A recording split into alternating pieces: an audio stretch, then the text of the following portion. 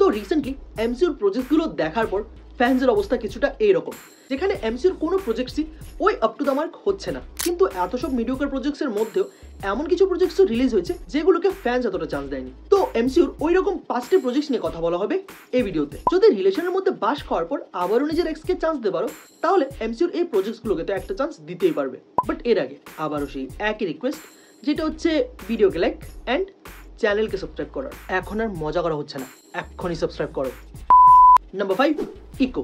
Recently Disney plus সিরিজের মধ্যে female ক্যারেক্টার্সের অ্যারাউন্ড যেসব সিরিজ রিলিজ হয়েছে ওই সবগুলোর কম্প্যারিজনে ইকো হচ্ছে এখানে একটা ডিসেন্ট ওয়াচ, যেখানে এই সিরিজ প্লট ড্রিভেনের চাইতে ক্যারেক্টার ড্রিভেন বেশি, যার পুরো ফোকাসই থাকে এখানে ইকোর ক্যারেক্টার, তার অরিজিন আর কিংপিনের সাথে ইকোর রিলেশন নিয়ে। ইকোর এন্ডিং এখানে এমসিইউর ফিউচারের জন্য অনেকটা ইম্পর্টেন্ট, কারণ ইকোর এন্ডিং এ কিংপিনকে যেভাবে সেট আপ করা হয়েছে ওইটা পুরোটাই গিয়ে কানেক্ট করবে ডেয়ারডেভিল বর্ন অ্যাগেনের সাথে। Number 4, what if season 2। এখনো এমন অনেকেই আছো যারা হোয়াট ইফের সিজন 2 দেখোনি। যদি তুমিও তাদের মধ্যে একজন হয়ে থাকো, তাহলে আমি তোমাদের হোয়াট ইফের সিজন 2 দেখার জন্য হাইলি রেকমেন্ড করবো। মাল্টিভার্স নিয়ে যে level of storytelling live অ্যাকশনে দেখানোর কথা, মার্ভেল ওইটা হোয়াট ইফের সিজন 2 তে ইজিলি করে দেখিয়ে দিয়েছে, যেখানে স্টোরি লাইন থেকে শুরু করে ক্যারেক্টার্সের প্রেজেন্টেশন সবকিছু আলাদা লেভেলেই আছে। যার মধ্যে বেস্ট পার্ট হচ্ছে হোয়াট ইফের মধ্যে মাল্টিভার্সের প্রেজেন্টেশন, এখানে প্রত্যেকটা স্টোরি আলাদা আলাদা ইউনিভার্সের part. Number 3, werewolf by night. যাদের এটা ধারণা যে মার্ভেলের ডিজনি প্লাস সিরিজগুলো শুধু বাচ্চাদের জন্য, ম্যাচিওর কোনো স্টোরি লাইন নেই, তাহলে তোমরা ওয়্যারউলফ বাই নাইট দেখোইনি। যেখানে ওয়্যারউলফ বাই নাইট এমসিইউর ওইসব রেয়ার প্রজেক্টগুলোর মধ্যে একটা, যার মধ্যে প্রপার হরর স্টোরির এলিমেন্ট ইউজ করা হয়েছে, অ্যান্ড এটাও ব্ল্যাক অ্যান্ড হোয়াইট ফরম্যাটে।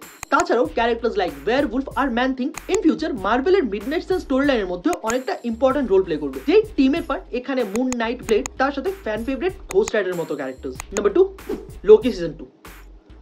ওকে, আই নো এমন কেউই নেই যে লোকির সিজন 2 দেখোনি, বাট আমার তো এখানে 5টি সিরিজ রাখতে হবে, তাই আমি এখানে আলতো করে লোকির সিজন 2 ঢুকিয়ে দিয়েছি। দ্যাট কেম আউট রং।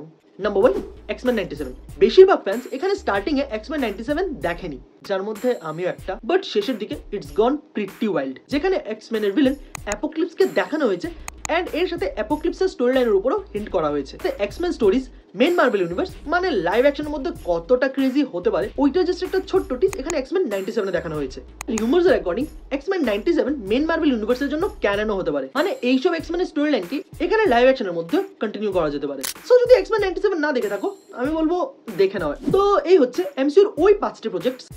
আচ্ছা ঠিক আছে, ওই 4টে প্রজেক্টস যেগুলোকে তোমরা যদি আগে না দেখে থাকো, তাহলে এখন একটা চান্স দিতেই পারো, মানে নিজের এক্সকে চান্স দিতে পারো, তাহলে এগুলোকে তো দিতেই পারো। আর লোকির সিজন 2 বাদে এই লিস্টের কোন সিরিজ তোমরা অলরেডি দেখে নিয়েছো কমেন্টে লিখে জানাও। যদি ভিডিও ভালো লাগে তাহলে লাইক করো, নিজের বন্ধুদের মধ্যে শেয়ার করো।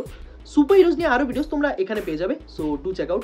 আর তাছাড়া সুপার হিরোজ বা ইন জেনারেল পপ কালচার নিয়ে এমন সব অসাম ভিডিওস বাংলায় দেখতে চাইলে অবভিয়াসলি সাবস্ক্রাইব। সো এখন আমি যাচ্ছি, দেখা হবে next time. Till then be safe, be happy, bye. এক্ষুনি সাবস্ক্রাইব করো।